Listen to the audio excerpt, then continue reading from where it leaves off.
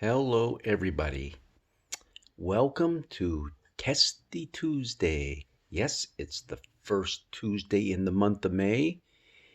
And what did you expect? You thought I was going to let you off easy this week and not have Testy Tuesday just because it's my birthday? May the 4th be with you. Okay. No, you're not getting off that easy. Testy Tuesday. Our our first lesson for this coming Sunday is from the book of Acts, as it has been all during the Easter season. And something interesting has happened. Peter finds himself in the home of a Roman centurion. I want you to tell me the name of that Roman centurion. And I'll give you 4 names to guess from. Are you ready? Is it Thaddeus? Is it Cornelius? Is it Gaius? Or is it Hulk Hogan? Hey, I know that last one's... Come on, Hulk Hogan. He'd be kind of cool as a Roman centurion, Oh, maybe he'd be better as a gladiator. There you go. All right.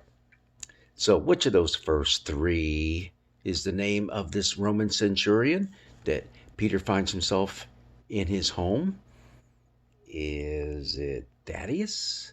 Is it Cornelius? Or is it Gaius? The answer for all you Bible braino wizards out there is Cornelius. Yes, Cornelius. Well, our lesson comes from Acts chapter 10, verses 44 to 48. But here's the really weird thing about this lesson. We started reading this lesson on Easter Sunday.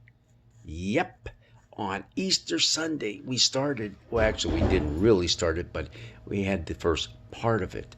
The first part of it being Peter in Cornelius's house giving a sermon. And he gets right into the heart and meat of his sermon, and that's where it ends on Easter Sunday. Then we have to wait 5 more weeks until it shows up on the 6th Sunday of Easter, this coming Sunday, to see what was the conclusion to this sermon. That should have been what I asked. I should have asked, what major event occurred at the conclusion of Peter's sermon in the house of the Roman centurion? Do you know what it was?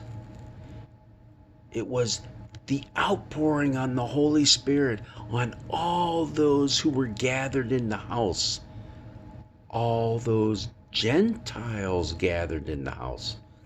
Gentiles?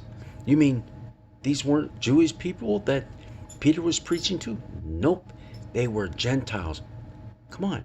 Cornelius, a Roman centurion.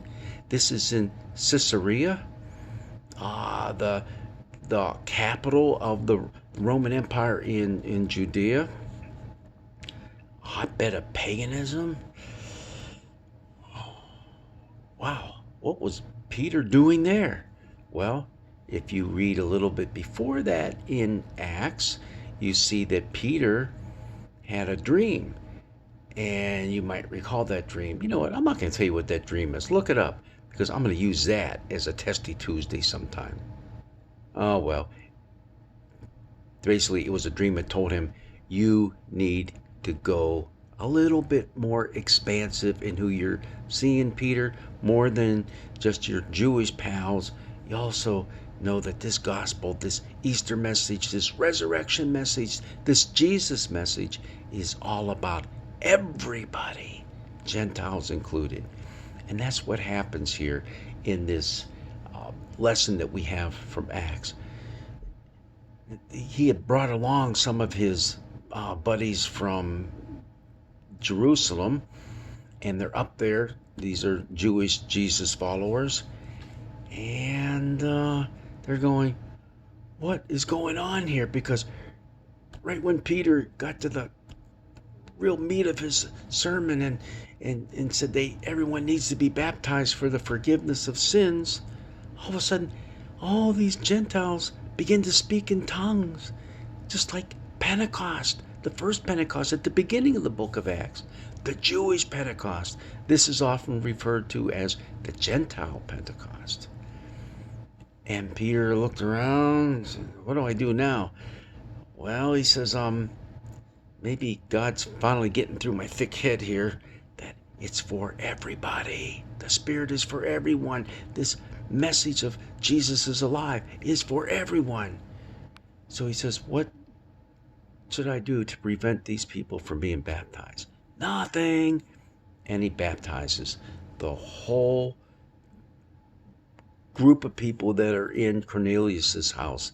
That's probably all of his family, all of his servants, all those soldiers who were underneath him in rank. They were all baptized and converted. Just a great story that continues the theme that starts back there in Acts chapter 1. You shall be witnesses to me, both in beginning here in Jerusalem, all of Judea, and to the ends of the earth.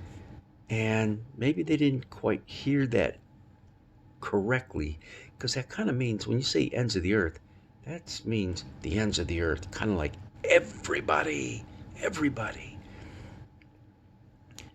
This is another little interesting tidbit to take along with you and share with your friends. This is the only time in the Luke Acts narrative that the outpouring of the Holy Spirit precedes water baptism. Now, water baptism always happens, but this is the only time that the hearers of the sermon received the Spirit before they were baptized. Kind of a neat thing. Just, it's neither here nor there, but the only time it happens. So, just as we come up on this Sunday, just remember what this is all about. Acts is all about God surprising the bejeebers out of all of us. I mean, Peter was shell-shocked. So were all the other Jewish Jesus followers. They didn't know what to do with this. But God knew what to do. Get them baptized, Peter, because they are now part of the family. We are part of the family.